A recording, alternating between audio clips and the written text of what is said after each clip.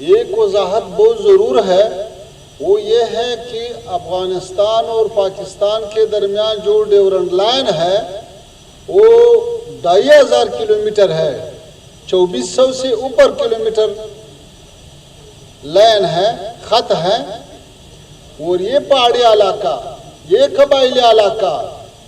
یہ نہ چنگیز نے کنٹرول کیا نہ انگریز نے، یہ نہ سوویتوں نے کنٹرول کیا نہ امریکہ اور نیٹو نے۔ تو یہ علاقہ اگر کنٹرول ہو سکتا ہے اور یہاں پہ امن امان اگر ممکن ہے تو وہ پالیسیوں سے ہو سکتا ہے، تو وہ نرمی اور مفاہمہ اور مذاکرات سے ہو سکتا ہے، وہ زور سے نہیں ہو سکتا ہے۔ اگر پاکستانی سائیڈ ہمارے حکومت سے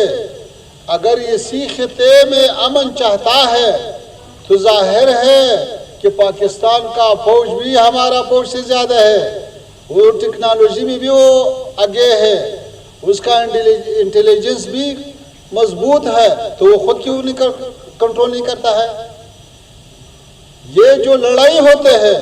یہ تو آئینی باؤنڈری، آئینی ڈیورنٹ لائن پہ تو نہیں ہوتا ہے،